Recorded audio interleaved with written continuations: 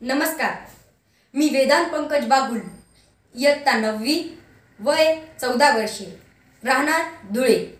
मी आज आपणासमोर मी सावरकर बोलतोय हे व्याख्यान सादर करीत आहे. नमस्कार माझ्या तमाम हिंदू बंधू आणि भगिनींनो.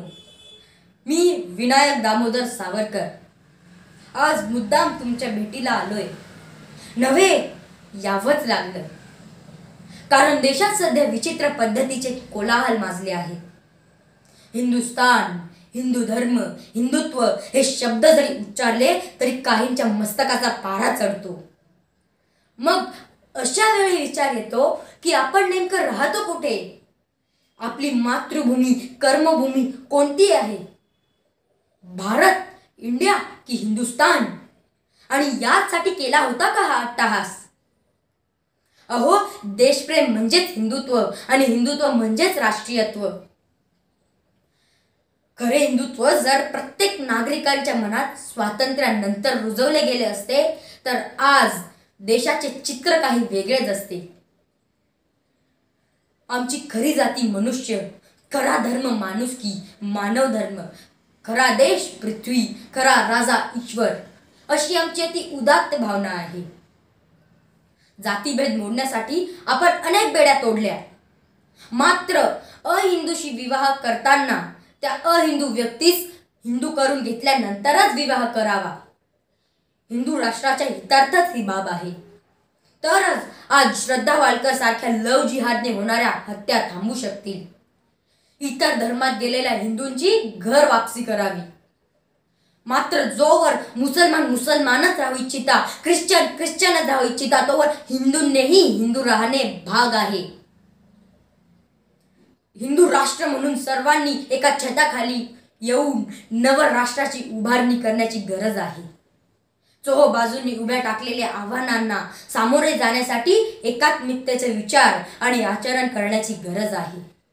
स्वातंत्र्य प्राप्तीनंतर जर या विचारांनी देशाची पायाभरणी आणि उभारणी झाली असती तर आज हिंदुस्थानाने अवघ्या जगावरती राज्य केले असते. असो, आज त्याच दिशेने आपल्या देशाची वाटचाल सुरू आहे. हे पाहून समाधान वाटते.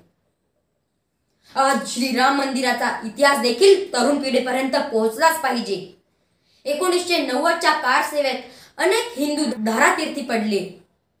मग ठरवले 6 डिसेंबर 1992 या दिवशी हिंदू पूर्ण ताकदीने तुटून पडले.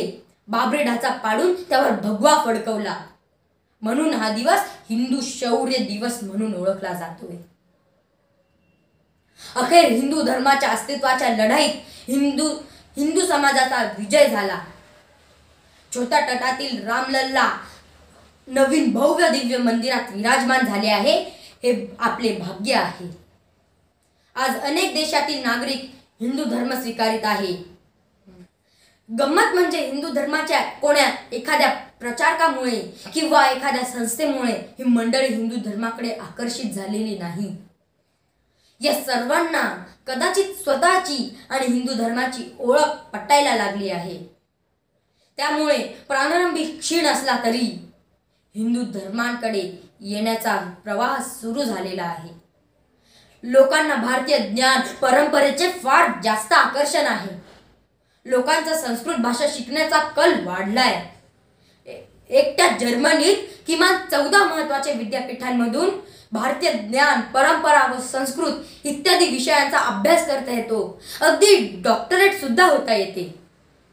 दिनांक 13 ऑगस्ट 2022 या दिवशी सॅन फ्रान्सिस्कोला 1,500 लोकांनी संपूर्ण भगवद्गीतेचे सामूहिक पठण करून गिनीज बुकात विश्वविक्रम नोंदवला. यात अनेक अमेरिकन मूळ असलेली मुलेही होती.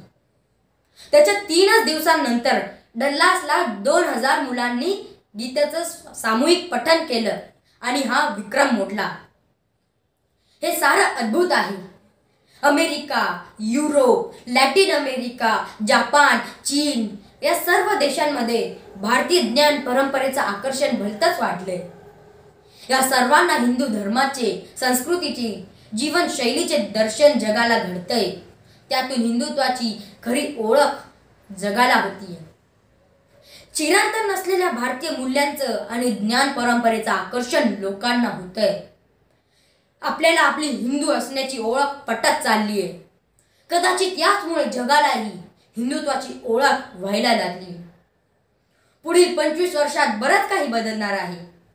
आपला देश जेव्हा स्वातंत्र्याची 100वी साजरी करत असेल तेव्हा जगाला खऱ्या अर्थाने आपली म्हणजेच हिंदुत्वाची ओळख पटलेली असेल हे निश्चित.